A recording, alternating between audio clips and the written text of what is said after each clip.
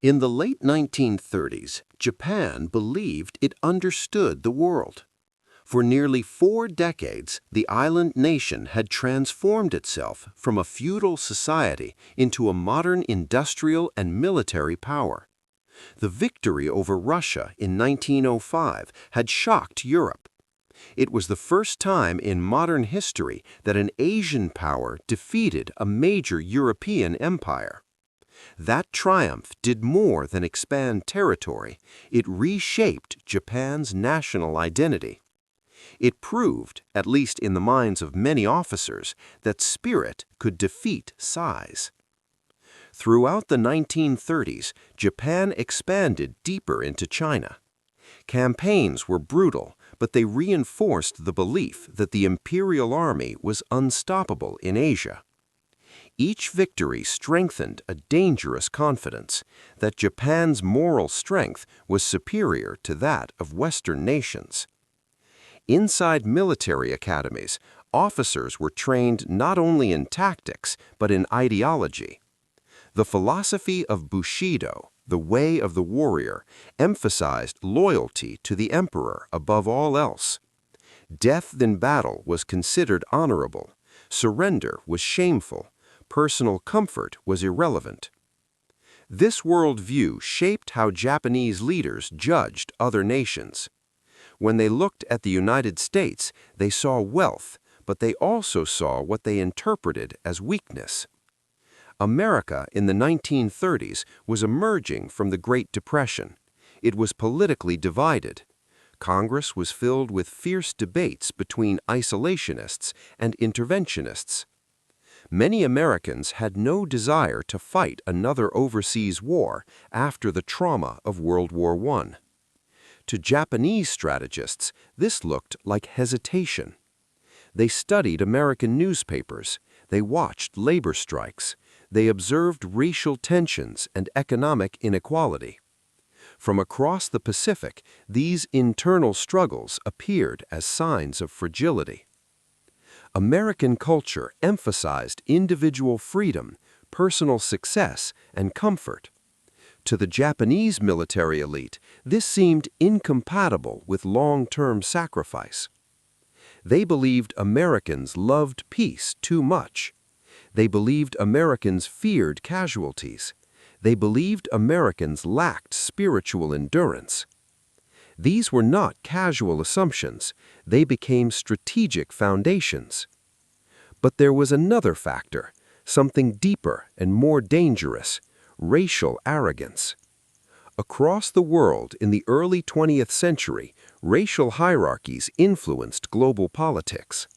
Many Western powers looked down on Asia, but prejudice did not exist in only one direction.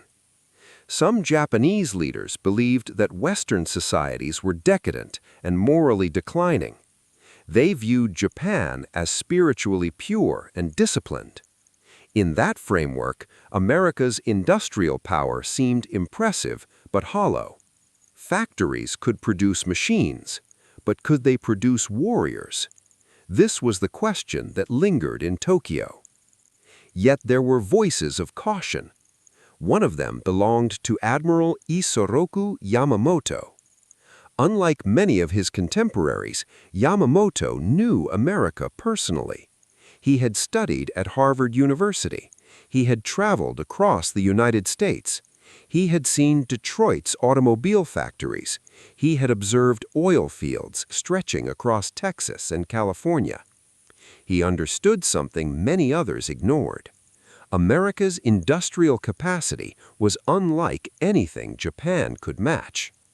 He warned that if Japan went to war, it must win quickly.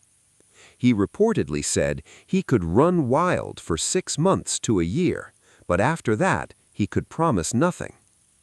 His warning was not about courage, it was about math. America's population was more than twice Japan's. Its natural resources were vast. Its manufacturing potential was enormous.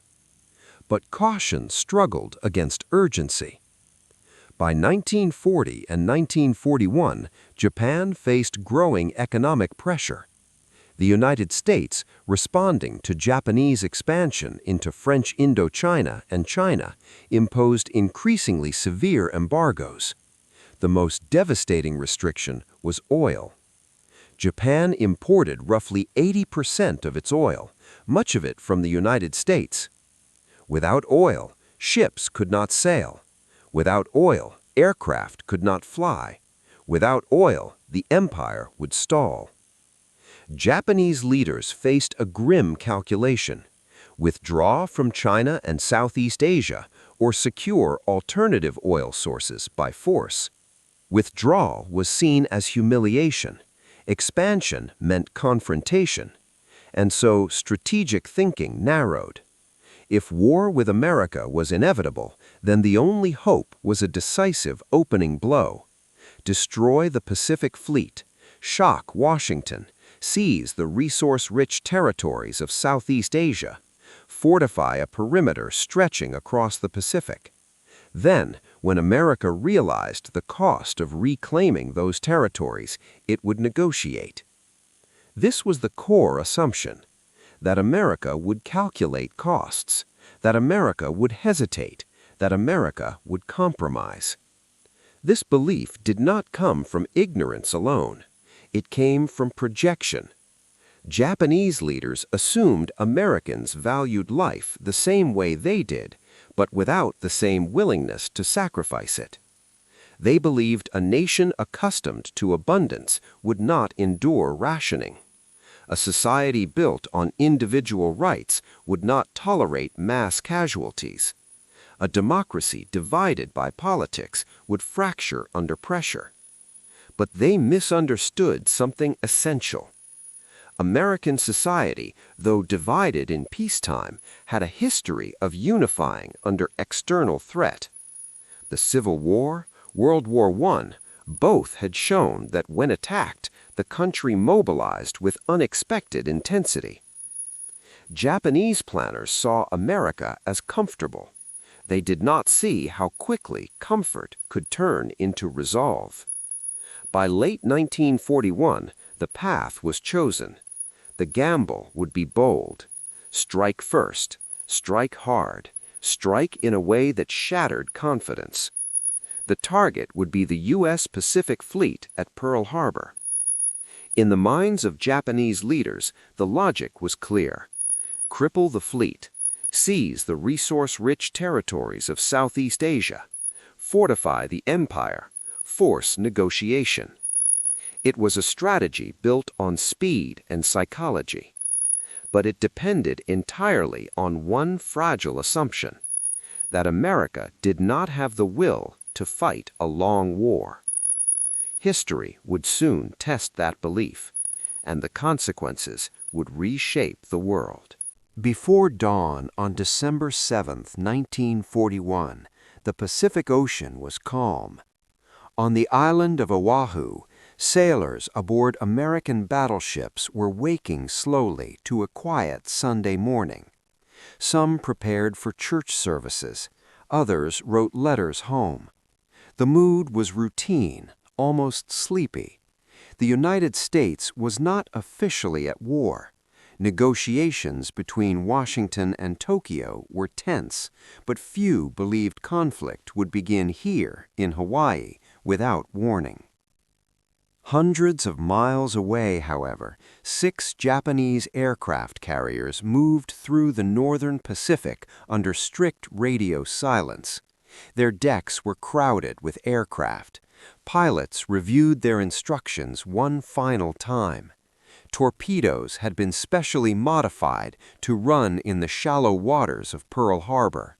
Every detail had been rehearsed. The plan was daring, complex, and precise. Shortly before 8 a.m., the first wave of Japanese aircraft appeared over Oahu.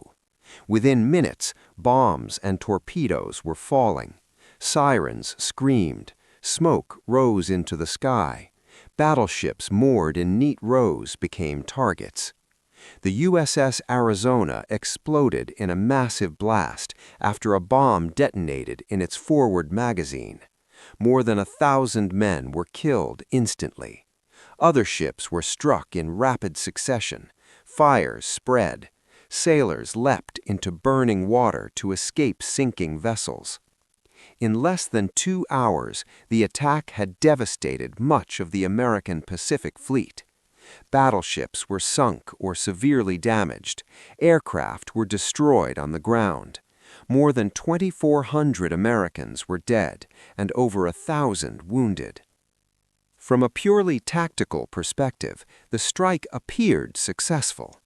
In Tokyo, military leaders believed they had delivered a stunning blow. The American fleet had been crippled. The Pacific, at least temporarily, seemed open to Japanese expansion. The architects of the attack believed the psychological impact might be even greater than the physical destruction. They assumed that shock would produce hesitation. They believed the American public would be stunned into fear. They imagined heated political debates in Washington, arguments about whether the Pacific was worth the blood it would cost to reclaim.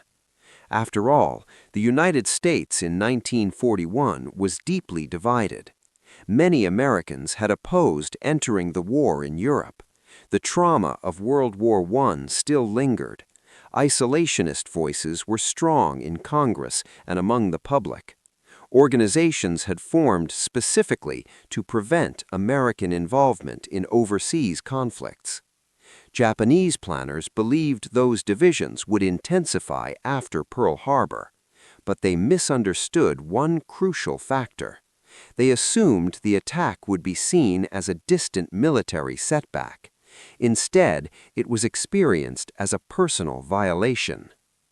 The following day, President Franklin Delano Roosevelt addressed Congress. His voice was steady but firm. He described December 7th as a date which will live in infamy. He did not call for caution. He did not suggest negotiation. He called for war. Congress responded with overwhelming support. Only one vote in the Senate opposed the declaration. The House vote was nearly unanimous. The divisions Japanese strategists expected did not widen, they vanished. Across the country, recruitment offices were flooded. Young men who had previously hesitated now volunteered. Factories accelerated preparations for wartime production. Newspapers printed headlines demanding retaliation. Pearl Harbor did something Japanese leaders had not predicted. It unified America emotionally. Before the attack, the war had been distant, happening in Europe and Asia. After Pearl Harbor, it was personal. American soil had been attacked. American sailors had been killed in their harbor without warning. The element of surprise intended to intimidate instead generated outrage. And outrage is a powerful source of endurance. Japan's strategy depended on a short war.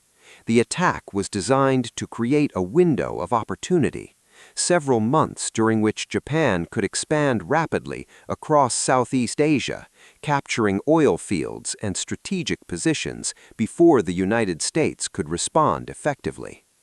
In purely military terms, that early expansion succeeded. Japanese forces moved swiftly into the Philippines, Malaya, Singapore, and the Dutch East Indies. Allied defenses collapsed in multiple regions. Japan's empire expanded dramatically in the first months of 1942. But beneath those territorial gains, something much larger was forming. American industrial mobilization began almost immediately. War production boards were established. Civilian factories began converting to military output. Automobile plants prepared to manufacture tanks and aircraft engines instead of cars. Japanese leaders had calculated fleet strength. They had not fully calculated production capacity. Even more importantly, they had not calculated resolve. Democracies can appear slow in peacetime. Debate can look like weakness. Political disagreement can resemble paralysis. But once unified by attack, a democracy can mobilize with extraordinary force. Pearl Harbor erased hesitation. It removed political barriers. It transformed the war from a foreign issue into a national mission. In Japan, some leaders began to sense that the psychological impact might not match expectations. Admiral Yamamoto, who had planned the attack, reportedly understood the risks. He knew that if America committed fully to war, Japan could not match its industrial strength indefinitely. Yet momentum carried both nations forward. The United States did not respond with immediate overwhelming force in the Pacific, not yet. It needed time to build. But time was precisely what Japan hoped America would not endure. Here again lay the miscalculation. Japanese leaders assumed Americans would tire quickly. But Pearl Harbor created a long memory. The phrase, "Remember Pearl Harbor," spread rapidly. It became a rallying cry. It appeared in posters, in speeches, in recruitment campaigns. The attack, meant to secure Japan's future, instead ensured that America would pursue total victory, not compromise. There was another strategic oversight. While battleships had been heavily damaged, American aircraft carriers were not in harbor during the attack. They survived. At the time, carriers were still considered secondary to battleships in naval doctrine, but the future of naval warfare would revolve around them. Japan had delivered a powerful blow, but not a decisive one. The American Pacific Fleet was wounded, not destroyed.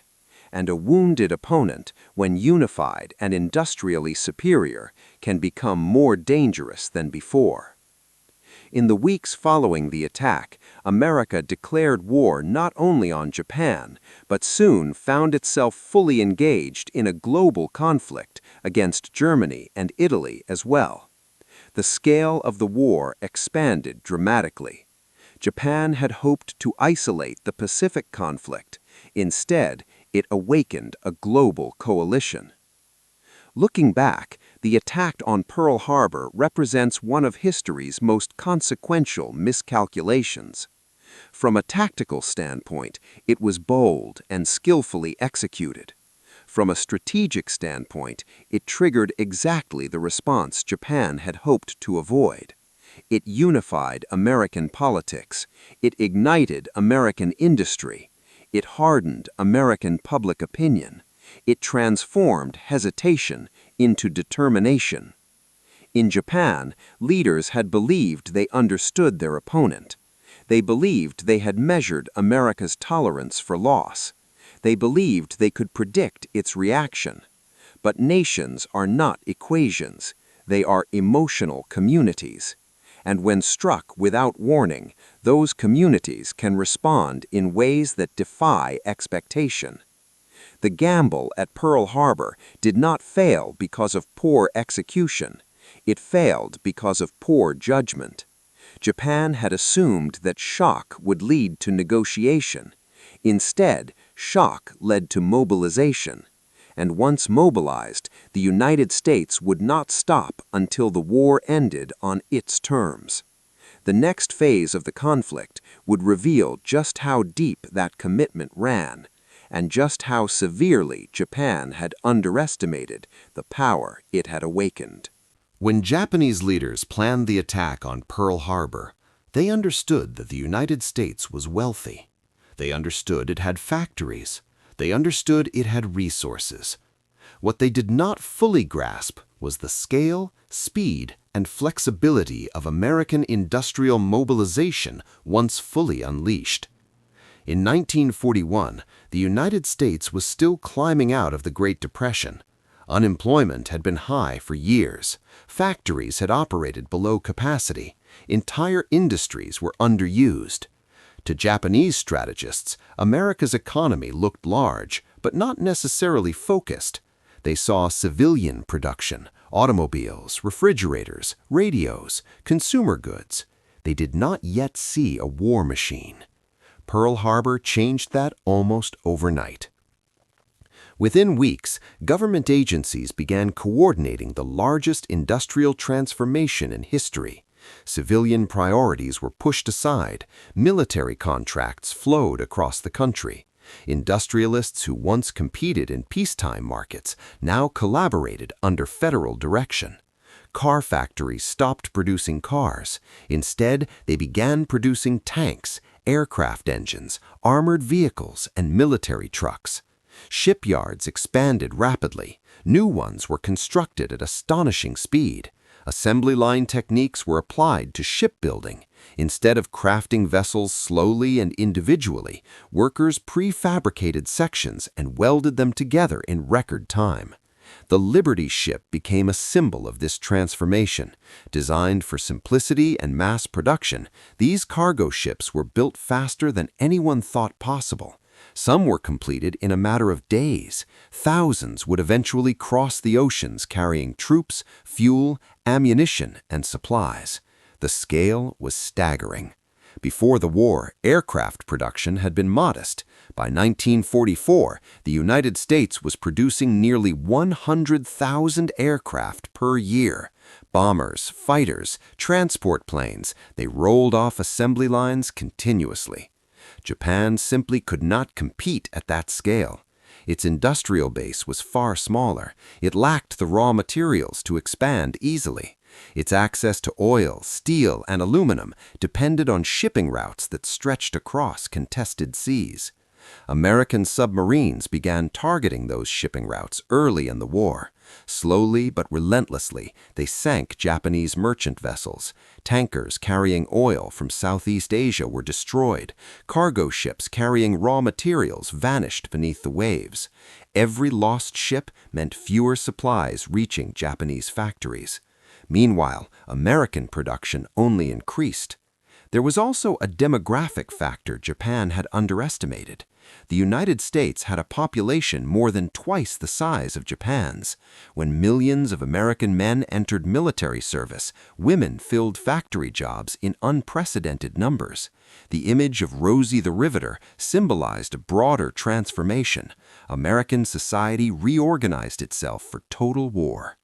In Japan, mobilization also occurred, but the scale was constrained. Industrial capacity had limits. Training new pilots required time and fuel. Manufacturing aircraft required aluminum and skilled labor. Replacing losses became increasingly difficult. The imbalance became especially visible in naval warfare. Aircraft carriers emerged as the dominant force in the Pacific. After the early months of the war, carrier production in the United States accelerated dramatically.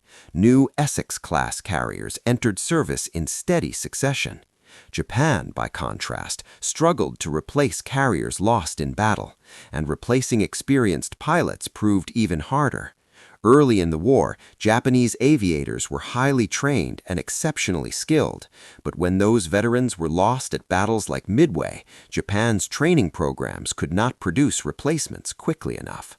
The war shifted from a contest of elite forces to a contest of production, and in that contest, numbers mattered. American forces could afford experimentation and adaptation. New radar systems improved detection. Advances in code breaking provided intelligence advantages. Improved anti-aircraft defenses reduced vulnerability. Industrial depth allowed learning. Mistakes could be corrected because losses could be replaced. Japan did not have that luxury. Every major loss was permanent. By 1943, the consequences of this imbalance were undeniable. The United States was launching massive amphibious operations across the Pacific. Each operation required ships, landing craft, aircraft support, fuel, food, medical supplies, and logistical coordination on a scale previously unimaginable.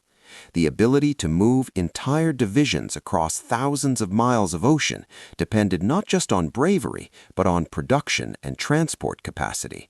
Japanese planners had believed that distance favored them. The Pacific was vast. They assumed Americans would find it too costly and exhausting to cross repeatedly. But American shipyards solved the distance problem with quantity. Transport fleets multiplied, tankers ensured fuel availability, repair ships followed combat fleets, allowing damaged vessels to return to action quickly. The Pacific Ocean did not shrink, but America's ability to operate across it expanded dramatically. There was also a psychological component to industrial power. As American troops saw endless supplies arriving, new vehicles, fresh equipment, steady ammunition, their confidence grew. In contrast, Japanese soldiers increasingly faced shortages. Fuel rationing limited pilot training hours. Replacement aircraft sometimes lacked proper maintenance. Naval units conserved fuel because reserves were dwindling. The imbalance affected morale. Japan had hoped for a short war precisely because it understood its long-term vulnerability. But by attacking Pearl Harbor, it accelerated the very mobilization it feared. The United States had not fully converted to wartime production before December 1941. Afterwards, there was no hesitation. Factories operated around the clock. Entire regions transformed into production hubs. Detroit became a center for tank manufacturing. West Coast shipyards expanded massively. Southern states saw rapid industrial growth. This industrial surge also strengthened alliances. The United States supplied Britain and the Soviet Union with enormous quantities of equipment under Lend-Lease agreements. The global war effort became interconnected.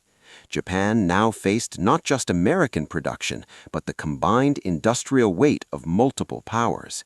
Looking back, the miscalculation becomes clear.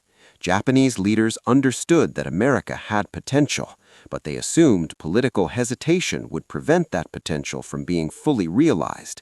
They believed a decisive early blow would discourage mobilization. Instead, Pearl Harbor unified public opinion and removed political barriers to expansion. The United States did not merely replace what it had lost, it multiplied it. By 1944, American shipyards were launching more tonnage annually than Japan could dream of matching. Aircraft filled Pacific skies in overwhelming numbers. Submarines patrolled shipping lanes relentlessly. The war was no longer balanced. It had become asymmetrical in production. And modern war, more than any conflict before it, depended on industry. Japan's early victories relied on speed and surprise, but surprise fades. Factories endure. The industrial awakening of the United States turned the Pacific War into a long contest, one Japan had hoped to avoid at all costs. In the end, the battlefield stretched far beyond islands and oceans. It extended into assembly lines, steel mills, oil fields, and shipyards. And in that broader battlefield, Japan had fatally underestimated its opponent. The sleeping giant was not only awake, it was building faster than anyone had imagined possible. In June 1942, only 6 months after the shock of Pearl Harbor, the United States Navy sailed into what many believed would be another disaster. The Japanese Empire had swept across the Pacific with stunning speed. American bases had fallen. Battleships lay twisted in Hawaiian waters. Across Asia, Japan looked unstoppable. In Tokyo, many leaders still believed the United States lacked the endurance for a long and bloody conflict. They were about to be proven wrong. The turning point came at the Battle of Midway. It was not luck alone that changed the course of the war, though luck played its role. American cryptoanalysts working in a quiet basement at Pearl Harbor had broken key parts of Japan's naval code. They knew that Midway Atoll was the target. Instead of sailing blindly into a trap, the U.S. Navy prepared its own ambush.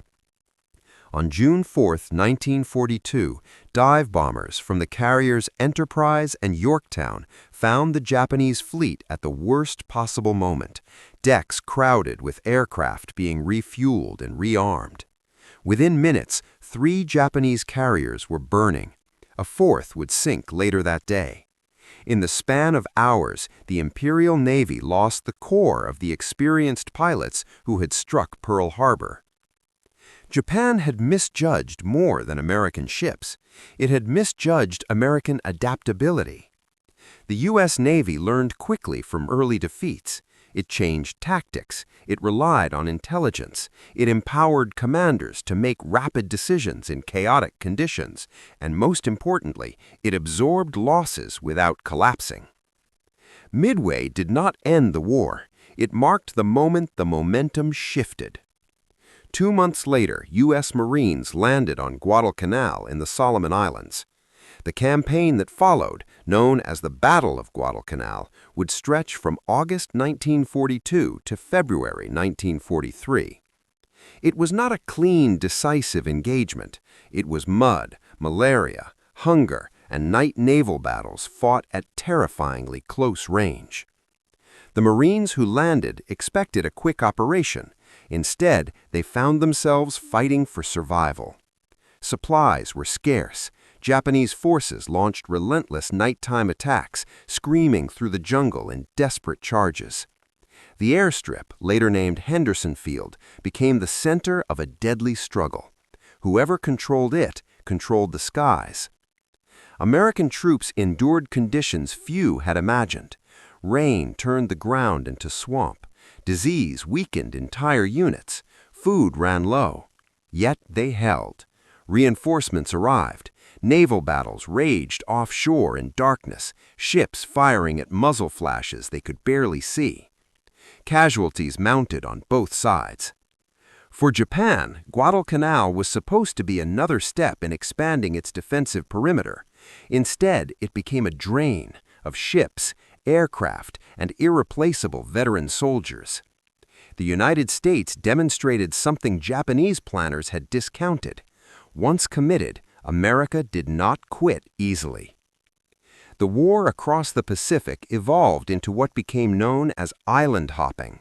Rather than attacking every Japanese stronghold, American strategists chose key islands, captured them, built airfields, and moved forward, leaving bypassed garrisons isolated and cut off.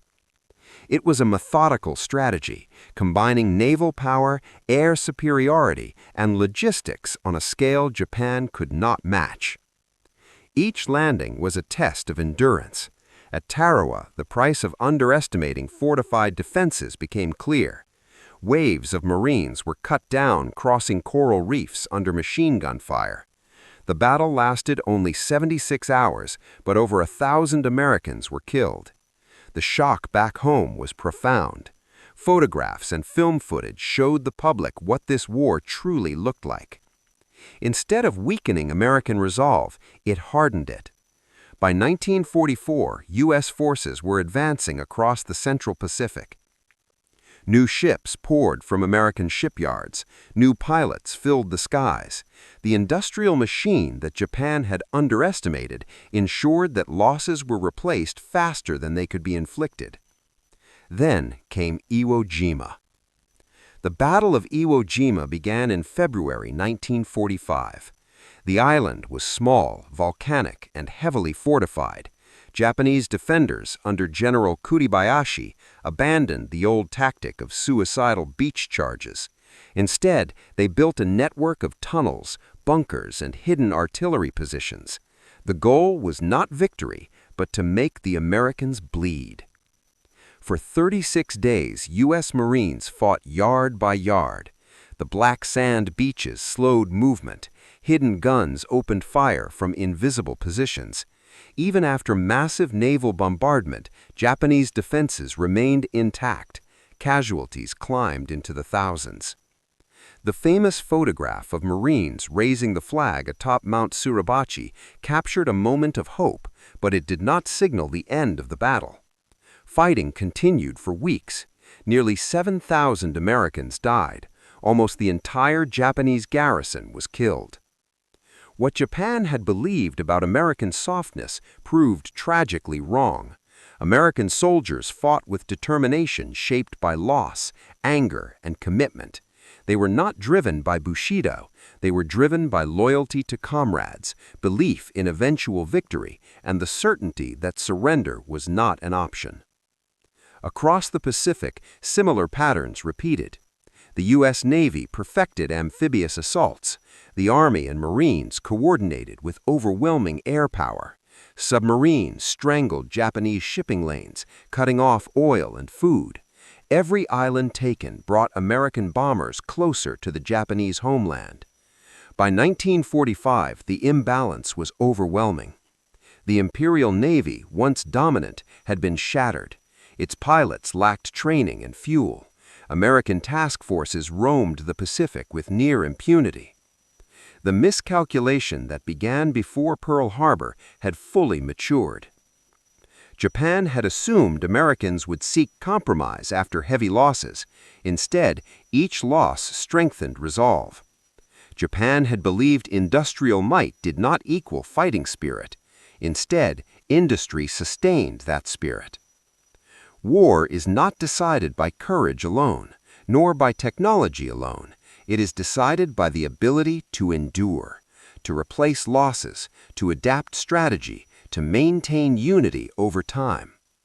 From Midway to Guadalcanal, from Tarawa to Iwo Jima, the United States demonstrated a capacity for resilience that Japanese planners failed to predict. The Pacific War became not the short, negotiated conflict Japan envisioned, but a grinding struggle of attrition it could not win. By the time American forces stood within bombing range of Tokyo, the outcome was no longer in doubt. What remained uncertain was only how much more blood would be spilled before it ended. And that question would define the war's final chapter. By early 1945, the war in the Pacific was no longer a contest of expansion. It was a question of survival. Japan's navy had been broken. Its experienced pilots were gone. Its merchant fleet had been devastated by American submarines. Oil shipments from Southeast Asia had nearly stopped. Factories struggled without raw materials. Cities waited under the growing shadow of American bombers. The United States had moved its air bases closer and closer to the Japanese homeland. With the capture of the Mariana Islands in 1944, American B-29 bombers could now reach Tokyo itself. What followed was a new and terrifying phase of warfare, strategic bombing on an unprecedented scale. On the night of March 9, 1945, hundreds of American bombers approached Tokyo. Instead of high-altitude precision bombing, they flew low. They carried incendiary bombs designed to ignite the densely packed wooden buildings of the city. Within hours, vast sections of Tokyo were engulfed in fire. Streets turned into rivers of flame. Tens of thousands died in a single night. It was one of the deadliest air raids in history. Similar attacks followed against other cities: Osaka, Nagoya, Kobe. Industrial centers were reduced to ash. Civilian casualties mounted. The psychological pressure intensified. Japan was being strangled from the air. At sea, the blockade tightened. American submarines and aircraft destroyed shipping at such a rate that food and fuel could barely reach the home islands. Factories shut down. Trains stopped running. Rations shrank. The empire that once expanded rapidly across Asia was now isolated and starving. Yet surrender did not come. Many leaders within Japan's military government still believed that if they inflicted enough casualties during an expected invasion of the home islands, the United States might negotiate. They prepared for a final defense. Civilians were trained with bamboo spears.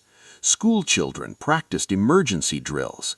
The government spread the message that honorable death was preferable to surrender. American planners, meanwhile, prepared for Operation Downfall, the invasion of Japan itself. Casualty estimates were staggering. Hundreds of thousands of American soldiers might die. Millions of Japanese, both soldiers and civilians, could be killed in the fighting. It was in this context that a new weapon emerged. On August 6, 1945, a single American bomber dropped an atomic bomb over the city of Hiroshima. In seconds, a blinding flash consumed the city center. A massive shock wave flattened buildings. Fires spread rapidly. Tens of thousands died instantly. Many more would suffer from burns, injuries, and radiation sickness in the weeks that followed. 3 days later, on August 9th, a second atomic bomb was dropped on Nagasaki. Once again, devastation was immediate and overwhelming.